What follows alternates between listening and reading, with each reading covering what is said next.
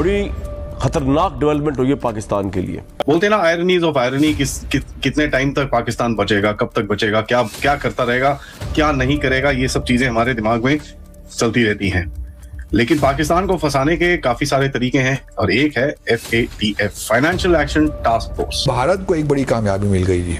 विवेक अग्रवाल साहब एक हैं भारत के सेक्रेटरी कल्चर, ये वाइस प्रेसिडेंट इलेक्ट हो गए हैं जी इस टास्क फोर्स के। ग्लोबल मंच पर भारत ने अब एक ऐतिहासिक उपलब्धि हासिल की है। आतंकवाद के खिलाफ जीरो टॉलरेंस की नीति पर चल रहे भारत को अब वैश्विक स्तर पर एक बड़ी जिम्मेदारी मिली है। विवेक अग्रवाल साहब वो FATF के वाइस प्रेसिडेंट बन गए हैं, तो ये कहा जा रहा है कि शायद जी पाकिस्तान के ऊपर सैंक्शंस लगाएं जी, ये करें जी, वो करें जी। ये क्या इंडिया को शौक है पाकिस्तान पे सैंक्शंस लगाने का? असल वजह जो है पाकिस्तान से ही चूंकि लोग आते हैं ट्रेन होके और यहाँ पे दहशतगर्दी कार्रवाइयाँ करते हैं, बल्कि ये है कि पाकिस्तान को दोबारा ग्रे लिस्ट में लाया जाए। और ये फाइनेंशियल एक्शन टास्क फोर्स जो हुआ है, इसके अंदर देखें कि भाई पूरी तरह से अभी हमारा एक रिप्रेजेंटेटिव विवेक अग्रवाल साहब FATF के वाइस प्रेसिडेंट बन चुके हैं। तो अमेरिका के अखबारात में भी पाकिस्तान के खिलाफ आर्टिकल आ रहे हैं, अमेरिकी सेनेटर भी पाकिस्तान के खिलाफ बोल रहे हैं। या ये करने का ये क्या चाम है? अब आप जो गोरख धंधा आपने करने की कोशिश करते हैं, वो तो आपको नहीं लगता कि बड़ा पुराना हो चुका हुआ है? मतलब आप हमेशा गलत टाइम पे क्यों चीजें आपको याद आती हैं? अब आप क्यों करेंगे पाकिस्तान को ब्लैक लिस्ट? और हालांकि आपका बेस्ट पार्टनर इस वक्त जो UAE है, वो तो FATF की ग्रे लिस्ट में ऑलरेडी। उसके बारे में तो आप क्या कर रहे हैं और हमें डालने की कोशिश करते हैं। तो भारत की एक कोशिश होगी कि अग्रवाल साहब के जी किस तरीके से पाकिस्तान को शामिल करवा दें ग्रे लिस्ट में। जय हिंद दोस्तों, MDM न्यूज HD चैनल में आपका स्वागत है। दोस्तों, क्या आपने सुना? Financial action task force FATF में अब भारत की धाक जमने वाली है। विवेक अग्रवाल, जो कि एक वरिष्ठ IAS अधिकारी हैं, अब FATF के वाइस प्रेसिडेंट बन गए हैं। और जैसे ही ये खबर सामने आई, पाकिस्तान में खलबली मच गई है। उन्हें अब अपनी पुरानी हरकतों के एक्सपोज होने और FATF की ग्रे लिस्ट में फिर से धकेले जाने का डर सता रहा है। ये पाकिस्तान की उस घटिया सोच पर एक जोरदार तमाचा है जो हमेशा टेरर फंडिंग और इलीगल मनी लॉन्ड्रिंग में लिप्त रहता है। भारत का ये नया ग्लोबल रोल सीधे सीधे पाकिस्तान के लिए खतरे की घंटी है, क्योंकि अब टेरर फाइनेंसिंग के खिलाफ भारत की जीरो टॉलरेंस की नीति का असर पूरी दुनिया देखेगी। पाकिस्तान के पेट में इसलिए दर्द है क्योंकि उन्हें पता है कि अब वो अपने काले कारनामों को दुनिया से छुपा नहीं पाएंगे। अब वक्त आ गया है कि पाकिस्तान के उन हवाला, रूट्स और शेल NGOs पर शिकंजा कसा जाए जो आतंकवाद की आग को हवा देते हैं। ये सिर्फ एक अपॉइंटमेंट नहीं है, बल्कि एक पावरफुल हथियार है जिसका इस्तेमाल कर भारत पाकिस्तान की हवा टाइट करने के लिए पूरी तरह तैयार है। अपनी राय आप कमेंट करके ज़रूर बताएं। चलिए आइए देखते हैं पाकिस्तानी मीडिया का रिएक्शन। और वीडियो शुरू करने से पहले आपसे रिक्वेस्ट है, वीडियो को लाइक करें, चैनल को सब्सक्राइब करें और बेल आइकन को दबाना न भूलें। जय हिंद। विवेक अग्रवाल साहब वो FATF के वाइस प्रेसिडेंट बन गए हैं, तो ये कहा जा रहा है कि शायद जी पाकिस्तान के ऊपर सैंक्शंस लगाएं जी, ये करें जी, वो करें जी। ये क्या इंडिया को शौक है पाकिस्तान पे सैंक्शंस लगाने का या ये करने का? ये क्या चाम है? अब आप जो गोरख धंधा आपने करने की कोशिश करते हैं, वो तो आपको नहीं लगता कि बड़ा पुराना हो चुका हुआ है?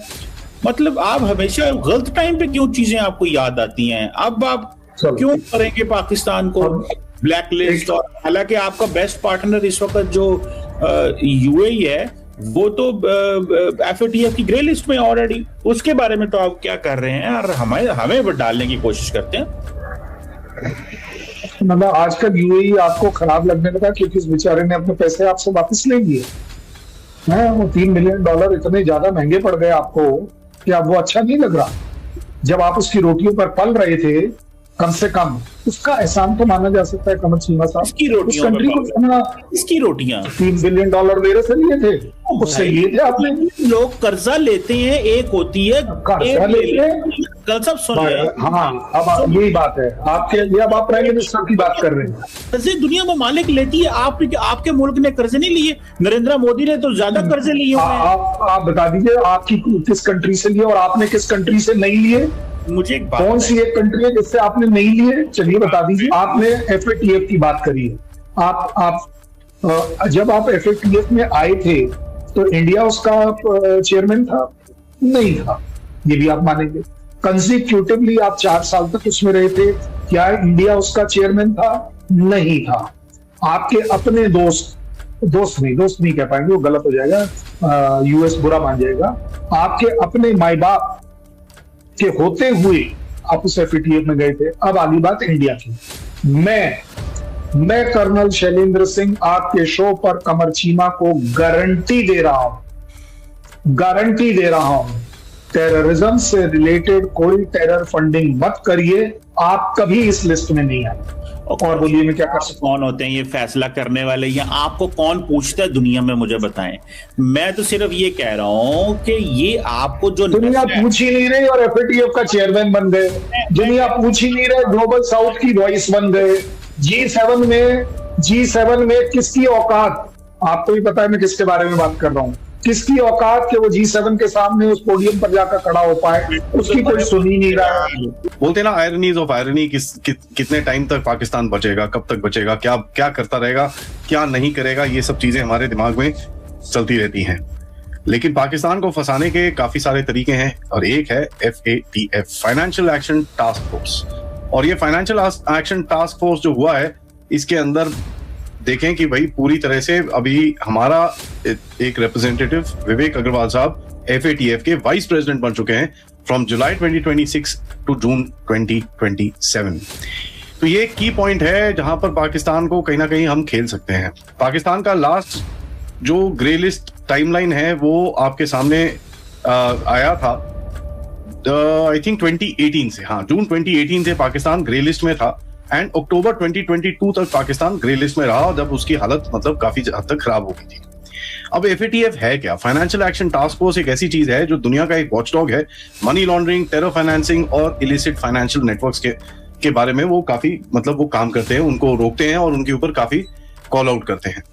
अगर किसी देश को ग्रे लिस्ट या ब्लैक लिस्ट में डाल दिया जाए तो उसकी जो बैंकिंग क्रेडिबिलिटी है वो खत्म हो जाती है, फॉरेन इन्वेस्टमेंट खत्म हो जाती है, IMF वर्ल्ड बैंक से उसको कॉन्फिडेंस कम हो जाता है और कहीं ना कहीं जो ग्लोबल फाइनेंशियल एक्सेस है वो पूरी तरह से कट जाता है। FATF का जो कहना है कि वाइस प्रेसिडेंट जो है वो प्रेसिडेंट को असिस्ट करता है और कहीं ना कहीं ये कामों में उसका काफी एक रोल रहता है। भारत अब इसके अंदर घुसा है। देखिए, भारत अगर सीनियर लीडरशिप के अंदर है तो कहीं ना कहीं थोड़ा बहुत वहां पर इन्फ्लुएंसिंग करना आप शुरू कर सकते हो। इसका मतलब ये नहीं कि सिंगल हैंडेडली पाकिस्तान को आप ले सकते हो, नहीं, बट कहीं ना कहीं आप गेम खेलना शुरू कर सकते हो। आपका इन्फ्लुएंस रहेगा एजेंडा सेटिंग में, वैल्यूएशन कल्चर में, कंप्लायंस प्रेशर के अंदर end of course counter terror finance जो पूरे दुनिया का है उसकी पॉलिसी सेटिंग के अंदर आपका एक काफी इन्फ्लुएंस बनता है। पाकिस्तान का एंगल अगर आप देखें तो पाकिस्तान इस टाइम पे टेरर फाइनेंसिंग में सबसे नंबर 1 है, एक्चुअली टेररिस्ट कंट्रीज में से सबसे नंबर 1। हम तो बोलते ही बोलते हैं, अब तो दुनिया भी बोलना शुरू हो चुकी है। अगर आपको वीडियो पसंद आए तो चैनल को सब्सक्राइब करें और बेल आइकन को जरूर दबाएं ताकि आपको ऐसे ही लेटेस्ट वीडियो की नोटिफिकेशन मिलती रहे। Thank you for watching. मैं हूं विवेक, मिलते हैं नेक्स्ट वीडियो में। Stay updated and stay safe.